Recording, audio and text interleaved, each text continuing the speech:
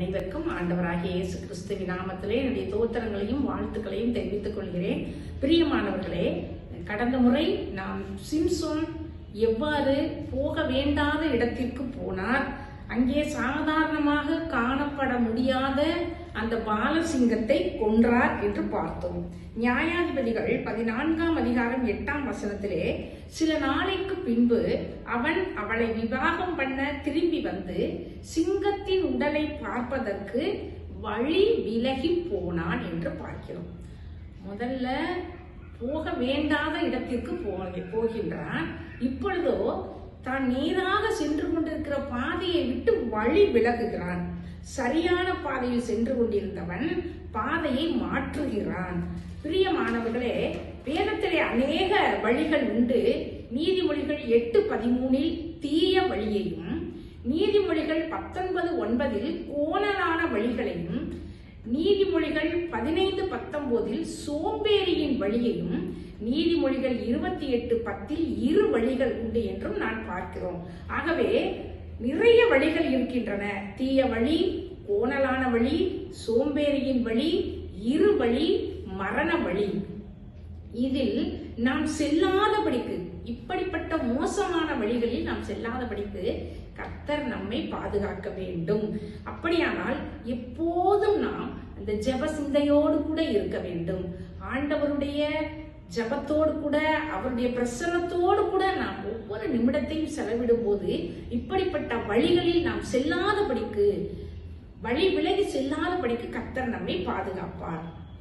எரேமியா 21:8 உங்கள் முன் ஜீவ வழியையும் மரண வழியையும் வைக்கிறேன் என்று ஆண்டவர் சொல்கிறார். ஆக நாம் ஜீவ வழியை தெரிந்து கொண்டவர்களாக இருக்க வேண்டும். மல்கியா 2:8 கூட நீங்களோ வழியை விட்டு விலகி, பிரியமானவர்களே, வழியை விட்டு விலகாமல் வேதம் காட்டும் வழியில் நடக்க வேண்டும். பெற்றோர் கூறும் வழியில் பயணிக்க வேண்டும். ஆவிக்குரிய போதகர்கள் காட்டும் பாதையிலே செல்ல வேண்டும். நசரேய விரதம் காத்து கொண்டிருந்த சிம்சோன் எந்த செத்த பிரேதத்தின் அண்டைக்கும் செல்லக்கூடாது. ஆனால் அவன் சரியான வழியில் சென்றிருப்பானால் அந்த சிங்கத்தின் அருகே, செத்த சிங்கத்தின் அருகே அவன் வந்திருக்கவே மாட்டான். ஆனால் அவன் வழி விலகுவதினால் அங்கே செத்த சிங்கத்தின் அருகே வருகிறான். ஆக நசரேய விரதம் இருக்கக்கூடிய சிம்சோன் செத்த சிங்கத்திடத்தில் வரக்கூடாது. விலங்குகள் மட்டுமல்ல, எந்த உயிரினங்களும் அல்லது மனிதர்கள் முதலான யாதொரு பிரேதத்தினாலும் அவன் தன்னை தீட்டுப்படுத்த கூடாது என்று நசரேய விரதத்திற்கு ஒரு சட்டம் வேதாகமத்தில் கொடுக்கப்பட்டுள்ளது. இங்கே அவன் தன்னுடைய அல்லது தனக்கு கற்பிக்கப்பட்ட அந்த வழியை விட்டு இங்கே செல்லும் வழியிலிருந்து விலகி மாறான ஒரு வழியிலே நடந்து அங்கே செத்த பிரேதத்தண்டைக்கு செல்கின்றான். அப்பொழுது எரேமியா 21:8 படி ஜீவ வழியையும் மரண வழியையும் கர்த்தர் நமக்கு முன்பாக வைத்திருக்கிறார். சிம்சோனை போல வழி விலகாமல் ஜீவ வழியில் நடக்க கர்த்தர் கிருபை செய்வாராக. வரும் வாரங்களில் வழி விலகின சிம்சோன் நிலையை பார்ப்போம். ஜெபம்.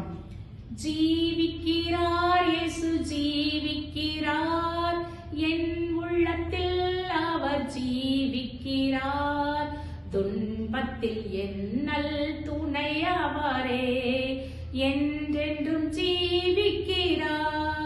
அன்புள்ள இயேசு சுவாமி, எங்களோடு எங்கள் உள்ளத்தில் ஜீவிக்கின்ற ஆண்டவராகிய உம்முடைய ஜீவ வழியிலே நாங்கள் நடக்க எங்களுக்கு உதவி செய்யும். நீங்கள் காட்டின பாதையில், நாங்கள் செம்மையான பாதையில் வழி விலகாமல் செல்ல எங்களுக்கு உம்முடைய ஆவியானவரை கொண்டு உதவி செய்யும். ஆண்டவரே, நாங்கள் வழி விலகி செல்வோமானால் ஆண்டவரை பிசாசுக்கும் மற்றும் அவன் தூதருக்கும் ஆண்டவரே நாங்கள் கீழ்ப்படிந்தவர்களாகி விடுவோம், அல்லது அந்த பாதையிலே சென்று மரணத்தின் வழியை நாங்கள் தெரிந்து கொண்டு விடுவோம்.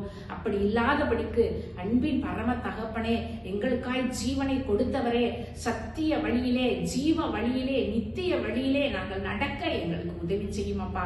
நானே வழியும் சத்தியமும் ஜீவனுமாய் இருக்கிறேன் என்று சொன்னவரே, ஆண்டவரே, உம்முடைய பாதையிலே, நித்திய ஜீவ பாதையிலே, அந்த நல்ல பாதையிலே நாங்கள் நடக்க உடைய ஆவியானவரை கொண்டு எங்களுக்கு உதவி செய்யும். உடைய கரத்தில் எங்களை ஒப்புக் கொடுக்கிறோம். இயேசுவின் மூலம் செபிக்கிறோம் நல்ல பிதாவே. ஆமென்.